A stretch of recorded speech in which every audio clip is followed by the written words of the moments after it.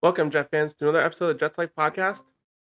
Here we are talking today about the first week of OTAs, and obviously not a lot to report on here. There was only one open practice from the media, but we'll dive into some of these details here in a few moments. Before we get started, if you don't mind, just please hit the like button, and if you haven't already, please subscribe to my channel. All the subscriptions, all the likes, everything that you can do to this channel, even commenting, helps my channel grow. So just leave a comment down below. Let me know what you think about the video once it's completed. But as we were saying, week one of the OTAs is in the books here, and from from what we can hear from the reports that are out there, it's a lot of positivity. It's the last week of May, not a lot to be kind of going crazy about. Nothing drastic and nothing really unexpected. Aaron Rodgers is a full go at these OTAs. I think there was multiple reports leading into this, from the Jets themselves that they anticipated that Aaron Rodgers would be a full go um, once he was available, and he was there and he operated fully. And from what you can hear, he looked awesome in 7-on-7s, in 11-on-11s. Everything was just driving for him. Hit Xavier Gibson for a long touchdown in the open practice with the reporters. He also hit Garrett Wilson on a short touchdown while he was covered by Sauce, and this is what you want to see. You want to see Aaron Rodgers just kind of getting back to the rhythm that he was in last year during OTAs, during training camp. Everything that you were hearing about the way that practices were operating was that this had the potential to be a really good offense. And when he fell, the rest of the offense fell with him.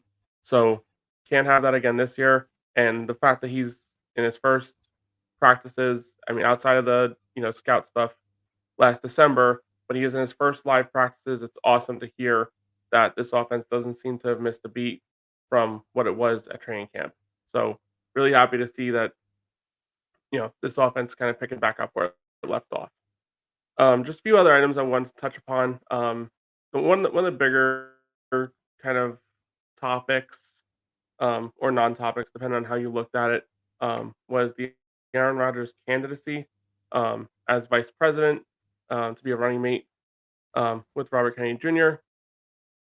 Never really was a big story in my eyes. I mean, it's weird that it even made as much noise as it possibly did. I mean, I understand Aaron Rodgers is a big icon, especially playing in New York now, even bigger than he was in the past.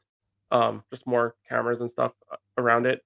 But the vice presidency thing really just never made sense. Why would he have any consideration to it? I understand there was probably conversations. I don't think they got very far. And as Aaron Rodgers said himself in his first real public comments, at least in front of the Jets reporters, I know he's been on podcasts and other things of the such over the past few months, but it really just made no sense. I mean, why would a quarterback who just got traded, just went through an elaborate rehab assignment to try and make it back before the playoffs last year, um, didn't work out to fruition the way he wanted to. Jets were out of it in the middle of December, pretty much.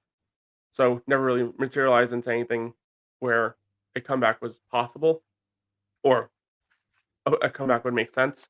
Why would someone go through all that hassle and then now has the ability to kind of slow down his rehab, get ready for another season, his second season, first what will be his first season as a starter, all of a sudden just kind of drop it all and run over to be a vice president.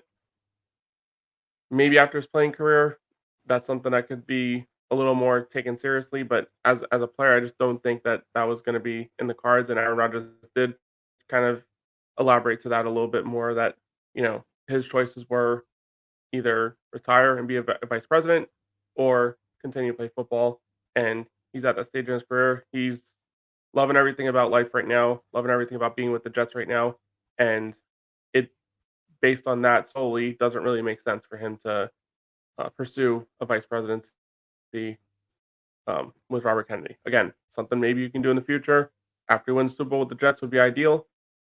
Just punch that ticket right after the Super Bowl. You'll have plenty of votes from New York Jet fans.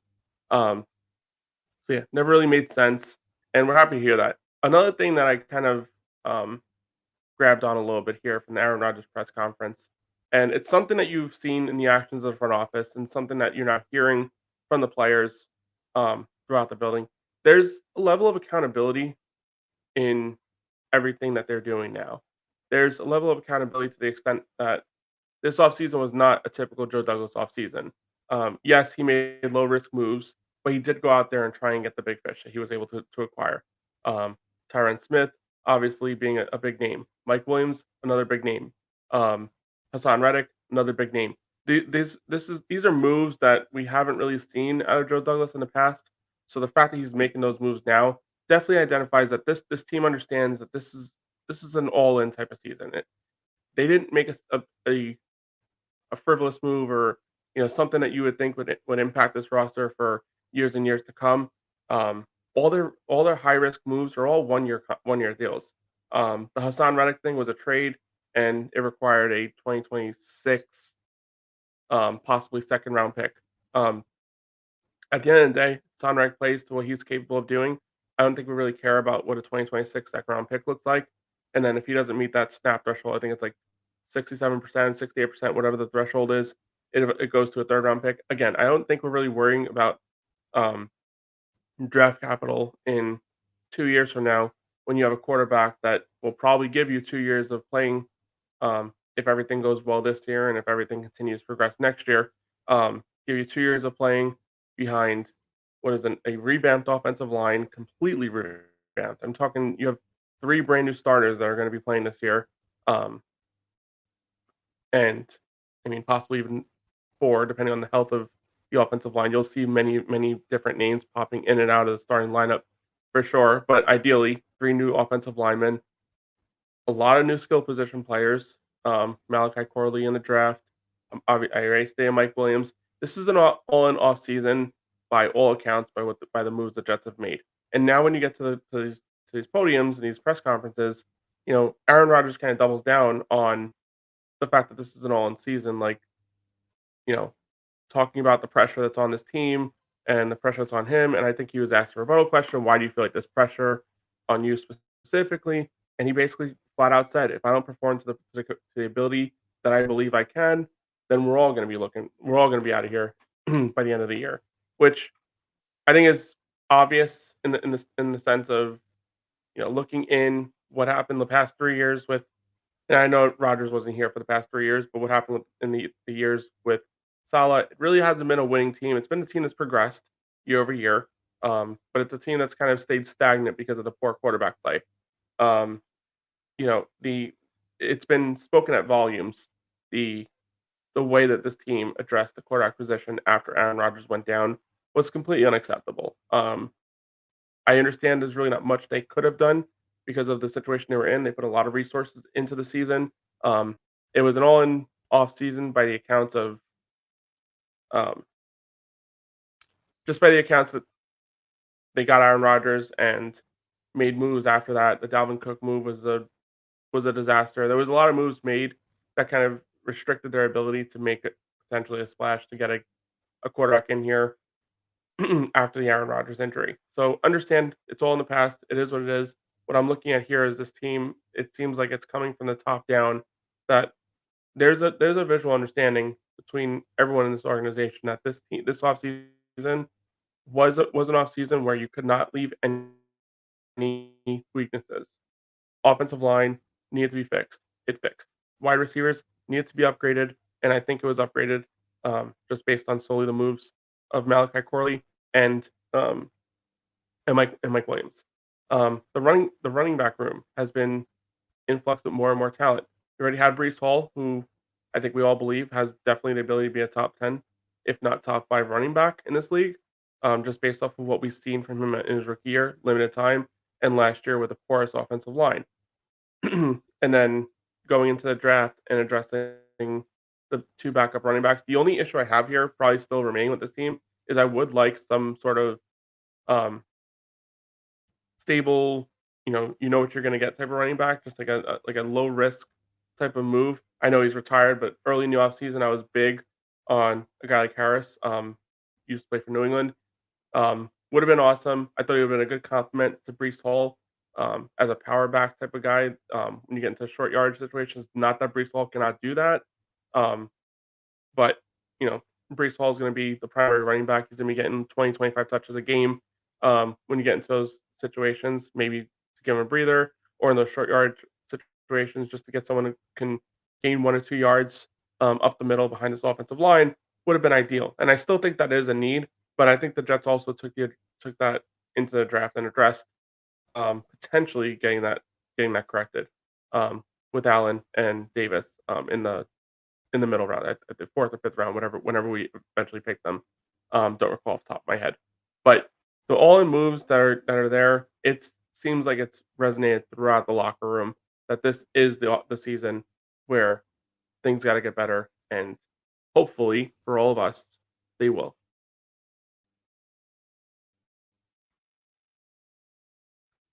Going to continue to move along here.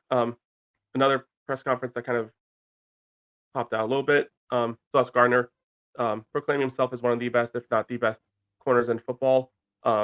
I think his track record speaks for itself.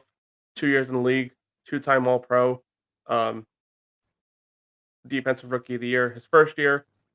Last year, although he won All-Pro, I think the interception numbers were way down. No interceptions last year. You'd like to see that number increase, but there's also the risk of when you have that great corner on the one side of the football, nobody wants to throw there, and that's a major issue.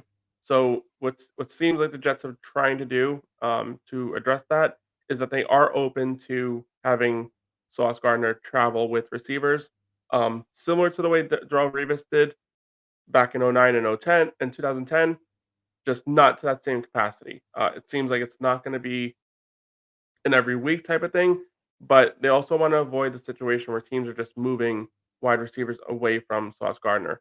You looked at games, the Oakland game kind of popped out a little bit as a game where it seemed like they were always moving Adams around the formation, and Sauce wouldn't really travel with him. He'd kind of creep in, but wouldn't be like traveling with him. It wasn't a crazy game by Devontae Adams by any means, but a game like that, you saw constant movement from the wide receiver, and I think we see that we saw it a lot last year. There are motion is the name of the game now. A receiver start lines up in one spot, is it probably going to finish the play in that same spot. There's always movement. Movement has kind of increased over the past few years, really. Since I mean, it's always been there, but McVay really put an emphasis on it based on his offense, and basically every team has a little something out of Kyle Shanahan or Sean McVay's coaching tree in some capacity. So they're just littered throughout the NFL now. Their offense is basically kind of the blueprint of what an NFL offense needs to look like.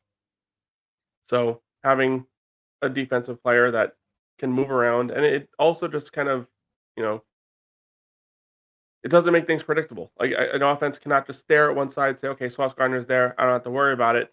That is a major chess piece that every play they got to be looking around for him, and it just adds that extra layer of scheme, just a little bit extra kind of something to throw at the quarterback for him to think a little bit more. If he just knows he's going to be in one spot, which is the kind of way it seems like they play for the most part, it's something that we'd like to see. Kind of, we saw how successful it was when Revis was here. I know it's a completely different defense, completely different base, but at the end of the day, you want your best corner lined up against the best receiver in critical situations. If that receiver's on one side of the football as opposed to Sauce Gardner's side, you would like to be able to see Sauce Gardner travel and play on both sides of the field if need be. Um, so yeah, I think Sauce kind of reiterated here that kind of mimicking a little bit with what Rodgers said. This team has the ability to be a Super Bowl team. He really truly believes it. He said it in his press conference. He believes in the greatness of this roster. I think we all do. I think we all understand the Jets roster is on paper. Obviously, there's a lot of stuff that has to happen between now and September, and even further into the season to really be able to see what this offense and this defense can be as a combined unit, and then even the specials. I mean, special teams been a pretty strong unit over the past couple of years. So as defense, you'd like to see the offense take a step, but I think based on the moves that this team has made, you can see where, I mean, looking at the entire league, there's probably, if you really want to put, position by position, Jets are a top three team in the entire NFL. I don't think there's many that can debate that. Um, but there's a lot of question marks, and the biggest question marks being health. And I think the Jets have taken that action as well. Again, this is an all-in offseason, and you just really look at the building of this. They've got a backup quarterback that they believe can come in and operate in NFL offense. We've seen Tyrod Taylor do it. Even the entire offensive line, that second tier or second string of the offensive line, have all played games in this league. Some of them even were trusted to be starters in previous seasons. Probably wasn't the best course of action as we've seen. But should these guys come in, they've had starting experience. We can trust that there be not a major drop off to like almost go into a practice squad player, which is I feel like what we've been over the past couple of years. The biggest thing I think still needs to be identified is what the heck is going on with these injuries, especially to the offensive line. There's just far too many injuries, and when you go into an off season, you're bringing players that have some level of injury history. It's a little concerning. But happy to hear that Tyron Smith is out there, kind of mauling people, um, kind of as a brick wall a little bit. That's what we want to hear from everything about this offensive line. That left tackle that we brought in is a potential future Hall of Fame player, and if he's operating to his best ability, and Aaron Rodgers is back there, we all know what he's capable of. And then these receivers, I mean, there's got to be some confidence here that Garrett Wilson will take a step forward in his development. I know he's been great the first 2 years, but he's also had poor quarterback play. So you'd like to see his play increase because of those additional opportunities and additional um, just having a better quarterback. He's had 1,000 yards in each of his first 2 seasons. You would expect that number to increase. Mike Williams comes over. He has 1,000 yard receiving seasons under his belt. You'd like to see that kind of translate here. Malachi Corley, dubbed as a Yak King in college football, player you can orchestrate plays around, build an offense around a player of that kind of magnitude, and Xavier Gibson. I mean, just all levels of this team are greatness, and, and Sauce Gardner in his press conference.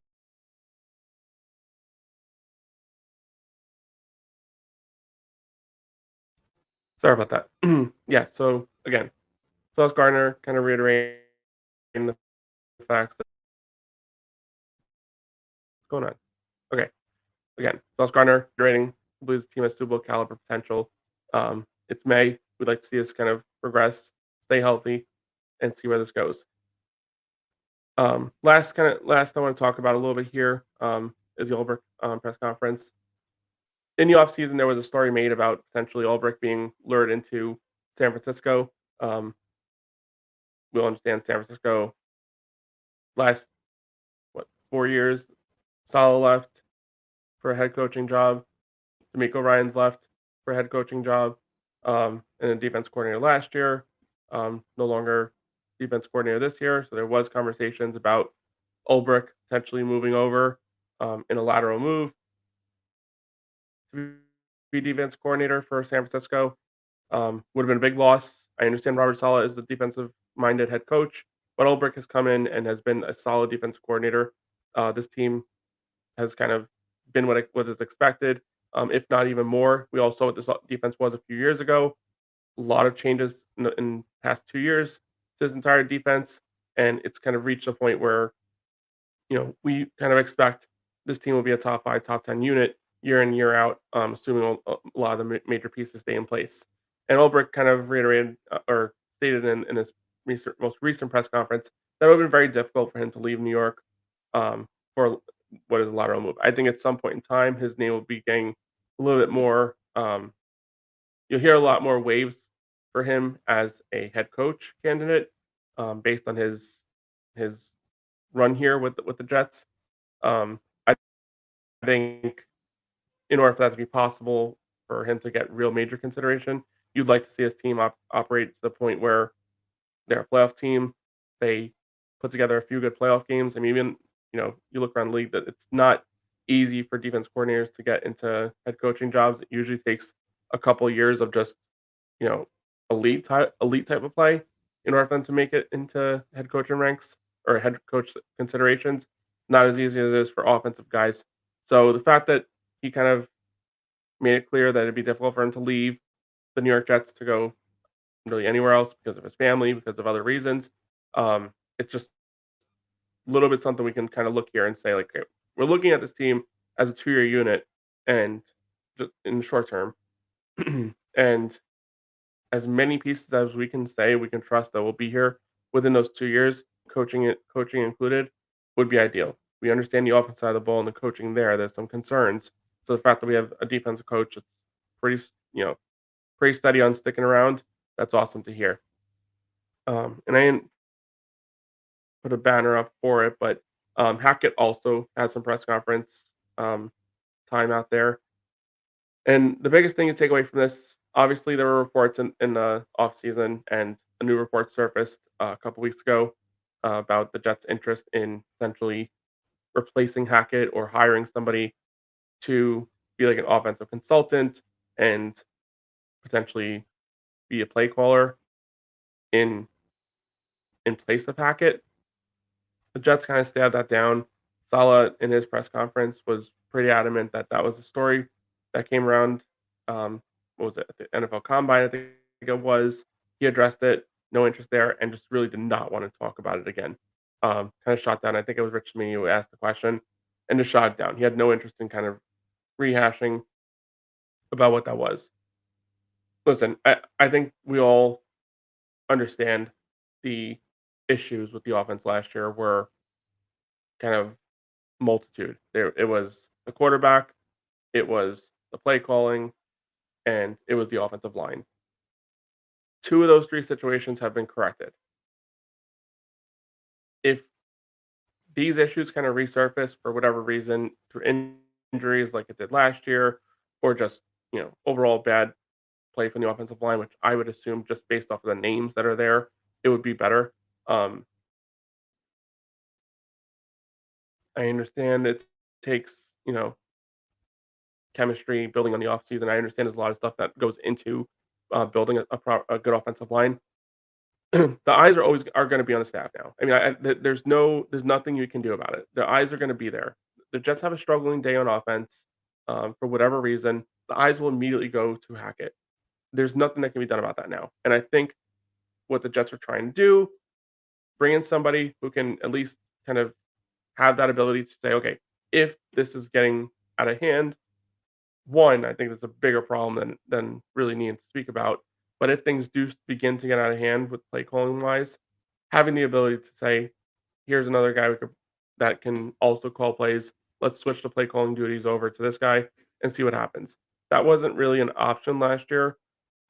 We had Hackett, and that was really about it. And that's not saying really much here. And the Jets completely flipped this entire offensive coaching staff with the exception of the guy on top. Everything about this offense is different. If there's issues going into the season, the eyes will definitely approach Hackett at some point. He will get, you know, questioned about it in his weekly press conferences. Saleh will get questioned about when the play calling will change in his weekly press conferences. But I think just by nature of the players that are here now, it really would be a major, major problem if, for whatever reason, this offense does not have the ability to score points on Sundays. But that's a conversation, obviously, for another day. Jess didn't want to talk about it. I don't want to spend too much time on it. We've spoken about Hackett's inefficiencies over the past few years. If you want to go even back to what he was doing in Denver, so not much to talk about there. Just hope for the best. Hope that Aaron Rodgers solves all problems. It's really all we can really hope for. That's really all I have. Again, week one of the OTAs, a lot of positivity, a lot of things to be excited about. Jets are starting to get rolling, and the fact that Aaron Rodgers came out and looked like Aaron Rodgers is all the news that we really need to hear to kind of keep that confidence and that, you know, keep building up on what we had last year in training camp. The amount of excitement going into last season was just really second to none over my last 10 years as a Jet fan. Um, I haven't been this excited about a season since, or at least going into a season, since really 2011, 2012. Like that was really the last time we can really say we were super excited about stuff. I understand we had a great season 2015. Um, the following season, I was hopeful that Fitzpatrick can kind of duplicate what he did the prior year, but I've also seen Ryan Fitzpatrick for many, many years kind of do exactly what he did with the Jets. Have a great year, get a contract, suck the next. And that was kind of the situation that kind of transpired there. So didn't have the major excitement. But yeah, I mean, going into a season, the excitement that we all had last year, to have it all ripped away in, you know, 4 plays, 4 offensive plays. It's just one of those cruel jokes that the NFL plays on us. But sometimes there's a reason to all this, and Aaron Rodgers kind of reiterated that. It's not it's not always good to say like the "woe is me" stuff. Sometimes these things happen for a reason. He's using "it's happening for me" instead of "it's happening to me." Let's hope that that's the case. Maybe this will happen for us to go through one more just pitiful, disgusting, awful off season or season of just, you know, I mean, it's a test for a year again is what that was. I mean, let's just put it out there. Just hype going into a season, an injury that just derails the entire season, is exactly what happened last year. So maybe this is the football gods' last little ha-ha at the Jets fans, and we're gonna be in for a ride this year. That's my hope. That should be all of our hopes. We just wanna keep that positivity, keep excited because obviously we all understand what happened last year. It sucks, but we were all super pumped. We were all super excited going into the season, as we should be every year. It would be ideal to be excited going into an NFL football season. We haven't had that a lot. The fact that we had that last year was absolutely amazing. I thought all the content creators, I thought all the fans, just every from all levels. I mean, I was at one of my son's football games last year, and they were and I live down in Florida, and there's Jet fans wearing Jet hats all around, and it was the week right before the season started, and walked over to a guy, and he was just super pumped, super excited. I was wearing a Jets shirt, he was wearing a Jets hat, big hug, big tap on the chest, super excited going into the season, and the next time I saw him was the week after the injury, and it was not the same. Um, so we all understand that the excitement can go away in a minute. So if you're gonna be excited, take the time, be damn excited. This is gonna be a fun season. The Jets have a strong roster, one of the best in the league. Let's just hope everyone stays healthy, and let's hope the football gods are, have that last laugh on us and are gonna get propel us to potentially a year of excitement. It's been a lot of fun. Chatting today. If you haven't already, again, please like and subscribe to my channel. And the most important thing of all, let's go Jets.